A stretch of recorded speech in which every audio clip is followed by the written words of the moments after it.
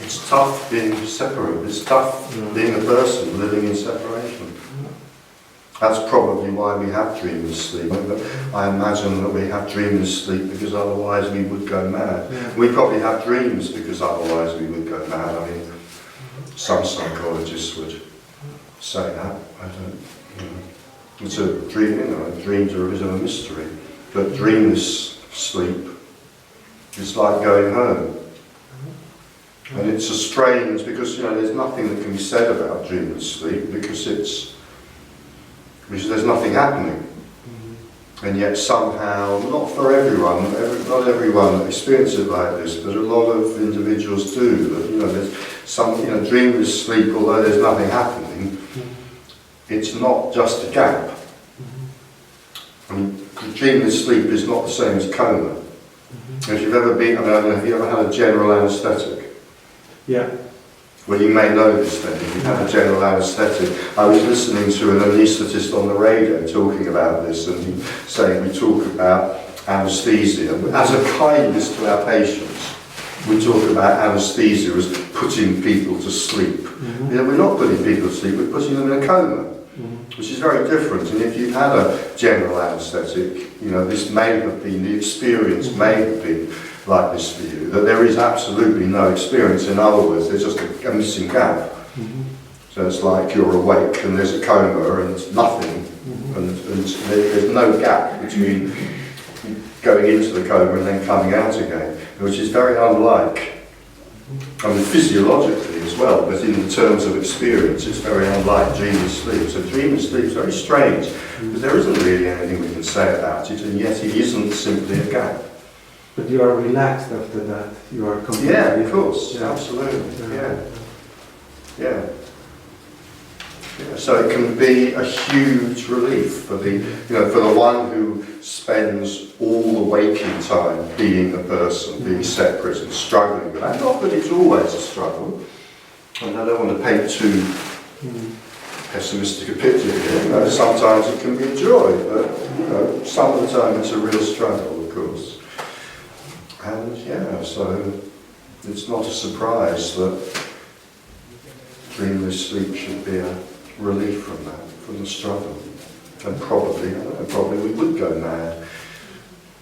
I mean, again, I'm neither an expert nor am I up on the latest research, but certainly sort of 20, 30 years ago, the pop psychology books were saying that, you know, the fastest way to send somebody mad is through sleep deprivation. Yeah. It's a well-known torture technique. Yeah. And it's also, well, I would say interestingly, it's also a well-known technique on personal development courses. In fact, it's remarkable how much on personal development courses they tend to use the same techniques that are used in torture. Because the idea being to kind of break the person down, the kind of, you know, break the kind of normal fixed points of a person down. And obviously with a personal development course it's for a different reason than if it's torture. But, you know, it shows the importance of sleep, you know, that without sleep maybe we go mad after quite a short period of time. If I have now such a job where I just play my role as a person all the time and always with different people who want something, who just are needy, or who just need condolence, or they need support, and I'm always asked to deal with that, and I'm always a person who is playing this role. It's making so tired moving. What is your job? Now I do social work with refugees. Right, yeah. Yeah. And it's possible that when that becomes empty, then it may be experienced as less stressful. It's possible. That it makes... When that psychophysical system becomes empty, when that psychophysical system realises that there isn't anyone in there controlling anything, it's possible that that could become less stressful. It's possible, it may not, but yeah. I mean, being in control and having to do things is very stressful. I mean, it can also feel very satisfying.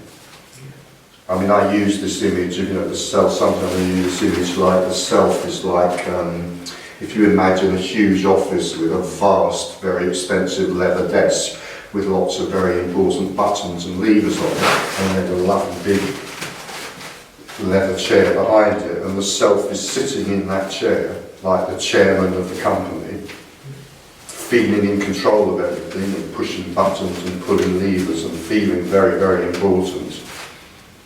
Pushing a button and something happens out there and the self goes, see, I did that, I'm the managing director of this company, I made that happen, pulling a lever, something else happens, but I made that happen. And that can be very satisfying, or it can be very stressful, and it can be very tiring. But in any case, it doesn't matter, it's an illusion. I don't use the word illusion very often, but it's an illusion. And I can't remember, I think I may have already mentioned once today that when the sense of self falls away, there's often some laughter, because it's kind of seen as a joke. And that's one way of putting the joke, that, if you follow this slightly strained metaphor through of this managing director and they're pushing buttons and pulling levers all day, and when the self disappears, it's realised that none of those buttons and none of those levers actually did anything. None of them were actually attached by wires or anything else to anything. So the managing director sits there all day telling itself that it is causing all this stuff to happen, but it's a complete illusion. None of it is actually to do with the managing director. And by the way, there's enough stuff out there from the new developments in neuroscience to absolutely back up what I'm saying here. That whole sense that there is someone in here choosing to pull that lever is a complete illusion. You don't need a non-duality communicator to tell you that now. Talk to a neuroscientist.